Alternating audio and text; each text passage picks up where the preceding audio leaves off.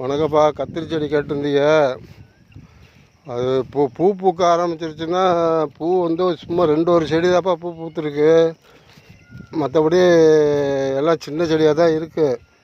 எப்படி இருந்தாலும் காய் வர்றதுக்கு நமக்கு இந்த மாதம் கடைசிக்கு தான் வரும். இதுதான் கத்திரி செடி நட்டுருக்கிறது. இதில் ஒரு செடி இந்த மாதிரி பெருஞ்செடியாக இருக்கிறது இந்த மாதிரி பூ பூத்துருக்கு பாருங்கள். இந்த மாதிரி பெருஞ்செடியாக இருக்கிறது தான் பூ பூத்துருக்குது. பக்கத்து செடியெல்லாம் பூ இல்லை, அந்த செடியெல்லாம் பூ இல்லை. இந்த ஒரு செடி பூத்துருக்குது. இந்த ஒரு நிறையிலேயே ஒரு செடி தான் பூத்துருக்குது. அது மாதிரி நிறைக்கு ஒரு செடி 2 செடி பூத்துருக்குது. இன்னும் செடியெல்லாம் இன்னும் பெருக்கணும். நம்ம அடுத்த வாரத்தில் கொஞ்சம் புண்ணாக்கு வாங்கி ஊற வச்சு புண்ணாக்கு வாங்கி ஊற்றணும். இந்த நிறையில் ஒரு செடி பூத்துருக்கு பாருப்பா. இந்த ஒரு பூத்துருக்குது. அதே மாதிரி இதில் எல்லாம் பாரு.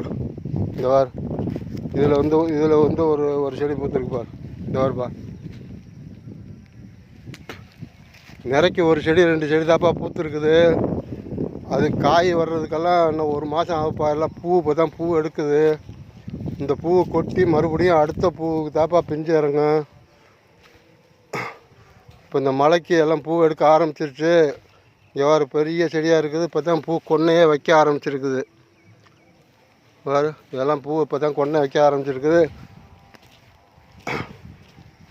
நிறைக்கு ஒரு செடி 2 செடி தாப்பா பூத்துருக்குது.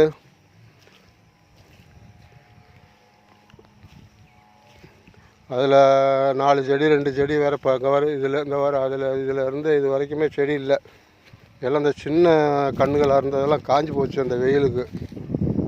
கொஞ்சம் பெரிய கன்றுகளாக இருந்தது தான் வந்திருக்குது. எப்படி இருந்தால்